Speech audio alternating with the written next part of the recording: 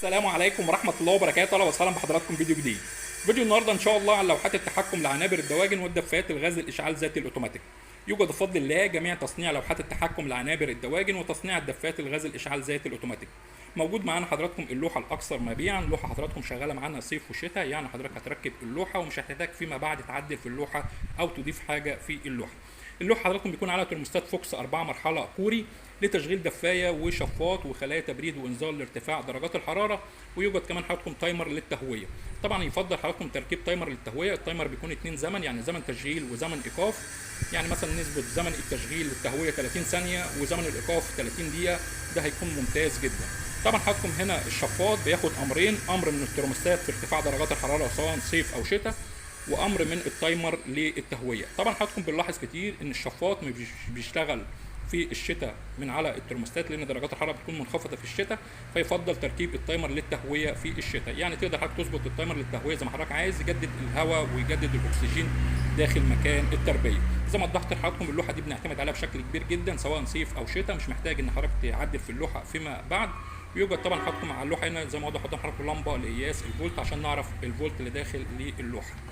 هنشوف حضراتكم اللوحه من الداخل. هنا التقفيل بيكون بشكل منظم جدا عشان خاطر ما يحصلش اي ماس ما بين السلوك. هنا طبعا حضراتكم الكوندكتورات، طبعا انا بفضل ان انا اشتغل بكوندكتورات مش الريلي، الكوندكتور بيكون افضل. وهنا طبعا زي ما واضح قدام حضراتكم بيكون طريقه التوصيل سهله جدا، يعني تقدر حضرتك توصل اللوحه مش محتاج فني. كل ستيكر زي ما واضح قدام حضراتكم هنا مدخل الكهرباء، يعني هنا سلك الكهرباء والروزيتا اللي جنبيه على طول الارضي، وهنا توصيل خلايا التبريد يعني الكهرباء والارضي، توصيل الشفاط الكهرباء والارضي، وكذلك الدفايه زي ما واضح قدام حضراتكم.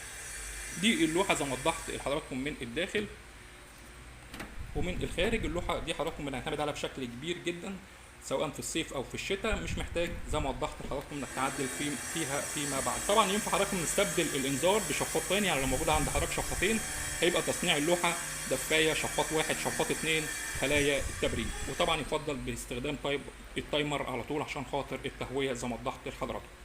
يوجد كمان حضراتكم الدفايات الغاز الاشعال ذاتي، طبعا يوجد حضراتكم دفايات من غير الترموستات والدفايه بالترموستات. طبعا حضراتكم الدفايه اللي من غير الترموستات ينفع تتوصل باللوحه بالمرحله اللي هي الدفايه اللي موجوده في اللوحه. طيب لو مش موجوده عند حضرتك لوحه تحكم ينفع نصنع لحضرتك دفايه زي ما واضح قدام حضراتكم بالترموستات، تقدر تظبطها برده زي ما حضرتك عايز على الترموستات وتشتغل وتفصل اوتوماتيك. طبعا حضراتكم الدفايه بيكون فيها اشعال ذاتي، بيكون فيه اشعال لتشغيل النار، وفي حساس تاني بيكون شغال لو في هواء طفى النار ولا حاجه الحساس يفصل الغاز عن الدفايه اوتوماتيك عشان خاطر ما يحصلش اي مشكله لا قدر الله. زي ما وضحت لحضراتكم يوجد تصنيع جميع لوحات التحكم، في تصنيع حسب رغبه العميل زي ما حضرتك عايز تركب تايمر للشفاط، تايمر لخلايا التبريد، تايمر للاضاءه عشان خاطر برنامج الاظلام، او موجود عند حضرتك شفاط 2 3 4. يوجد تصنيع جميع لوحات التحكم. الدفايه الغاز الاشعال زي حضراتكم بتكفي 50 متر مربع وموفره جدا في استهلاك الغاز.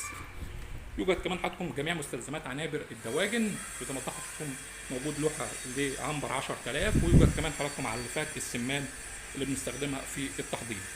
عنوان المحل حضراتكم في عزبة الهجانة مدينة نصر القاهرة، ويوجد شحن لجميع المحافظات. شكرا والسلام عليكم ورحمة الله وبركاته.